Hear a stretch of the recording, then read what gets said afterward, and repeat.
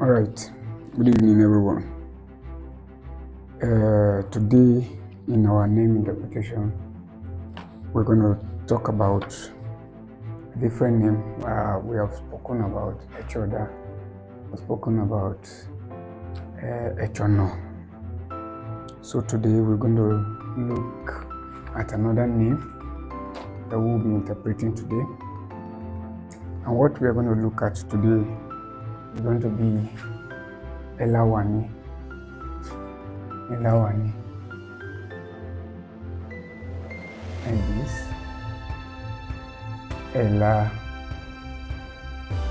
ELAWANI. So this is the spelling ELAWANI. Well, let's put it in the alphabet you understand better. ELAWANI. Hope it's visible to everyone to see. Alright, let's come to talk about ELAWANI. What does ELAWANI interpret? A lot of us, when we see, we become more curious to know what the name is all about. And sometimes some name, just like what it seems to be here, it might not actually be what it is there. But I'm not trying to talk about this, I'm just trying to relate to other names. Well, let's look at what this one is all about. We're going to break down, as is our usual culture, to know, into stress, to know what they actually mean here. Now, we're going to break it down. Here is going to be divided into three. This is the first session. This here is going to be another part of it, if you are seeing it clearly. All right. Here we have ELAWANI. We have, first of all, Ela. Okay, let's look at what the pronunciation is. The phonics. Now, ELAWANI, ELAWANI, ELAWANI, which is written like this. The same thing, just as it is there. But you know, in Idoma alphabet, once you have a letter like this, it's called A. Why this one is E? So the pronunciation is not ELAWANI, it's ELAWANI. So let's now come to break it down. First of all, we have Ela,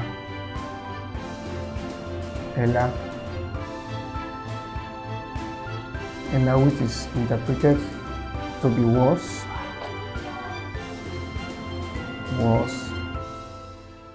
can be speech.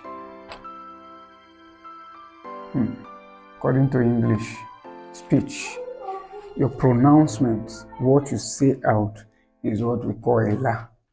Talk.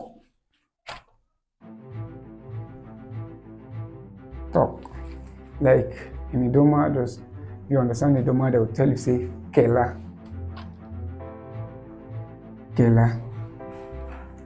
Kela means speak.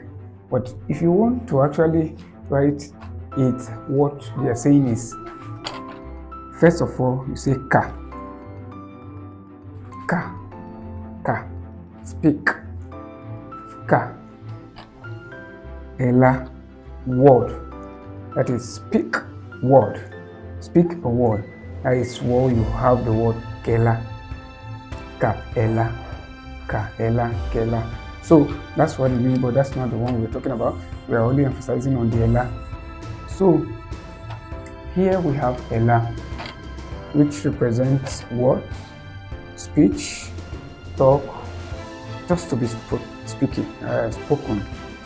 just to be outspoken, or just say the word out.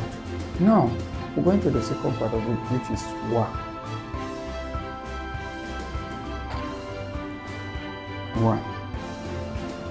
This is not Wa. There's a difference between Wa and Wa. Wa. You know, low A, which you have a dot under. This is Wa. This one is Wa. So now what we are trying to say here is, I think we have misbehaving. Let's get another one. All right, thank you for being with us. We're going to use another one. I think this one, okay, this one is better. So now in this place we have an intonation that will tell us what it's all about. Now, wa, but we know wa means come, but wa means a different thing, and we're going to speak it out. Wa in this word here means rotting,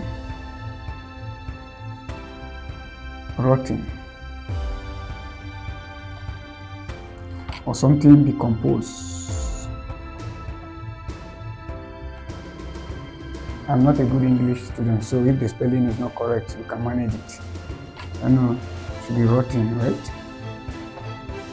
Rotting. Continuous tense. Alright, I got wa. They are referring to here means rotting, decomposed. If somebody say owa,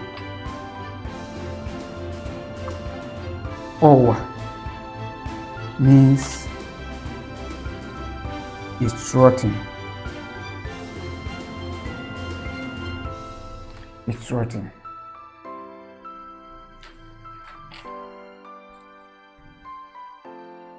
Owa means he or she is coming. So they are two different things. Owa, it's rotting. Owa, he or she is coming. So they are two different things. But this is the one they are referring to here, is rotting. So we're talking about wa. Wa means rotting, something decomposed, something decay. No, not everybody decay. So that's what it means. Then we are left with ni. Ni in this context. Ni in this context means no. No. Look at this. We're going to give an example to some of these things. You know, where you always see N, in addition to Idoma spellings, you discover that they are always saying no. They are always saying no. So, if you say owa, then this is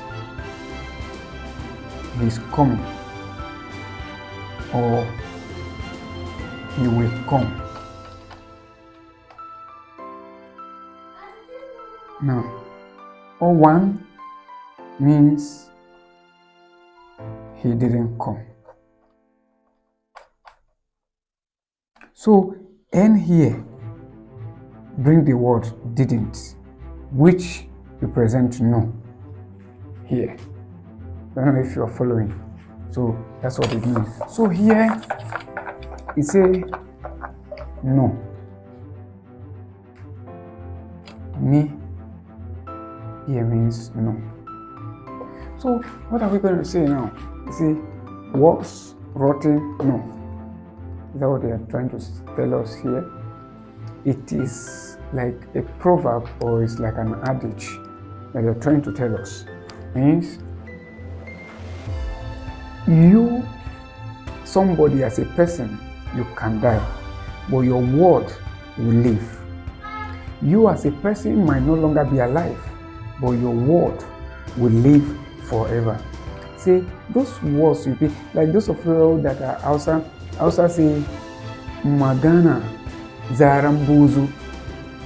Magana Zarambuzu means, say walls are like thatched house.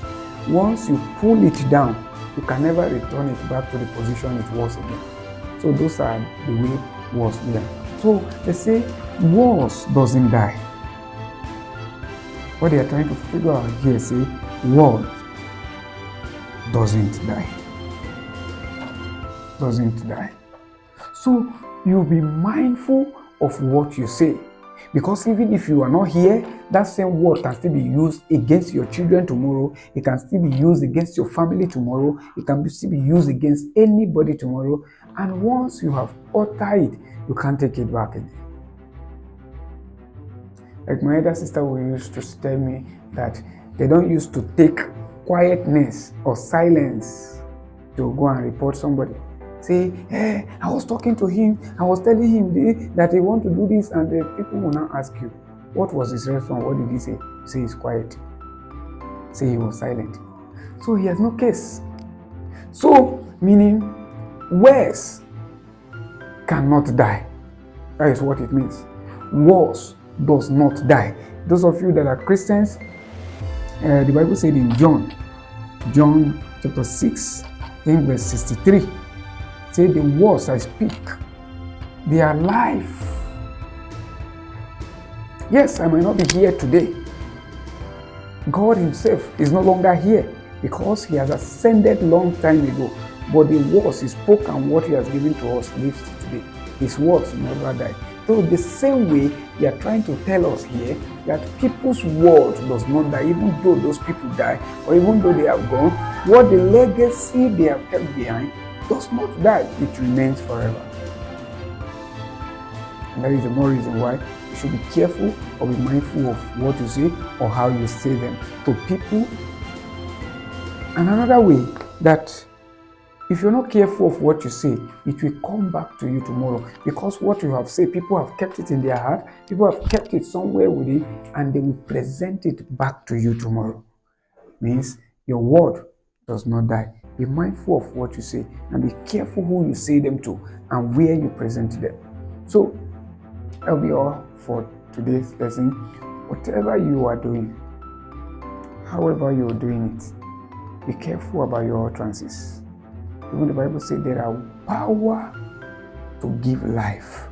There are power to take life in your tongues. The tongues they are talking about does not mean this tongue that you are saying. The tongue they are talking about is what you say, your pronouncement. So that is going to be our lesson for today, that your word lives forever. Your word doesn't die. So be careful of what you say. And please, don't always forget to comment, like, subscribe to our YouTube channel, follow us on our Facebook, Idoma Names and Meaning, YouTube, Facebook, Twitter, you have Idoma Names, Instagram, you have Idoma Names. So please don't forget to follow us in those places. Thank you, and God bless you. Always give us your opinion, how you feel about what we are doing, how important it is to you, and that will give us the reason to know if we are to continue or we are to stop here. Thank you. Till another time, we'll come back with another interpretation, and God will bless you all. Thank you.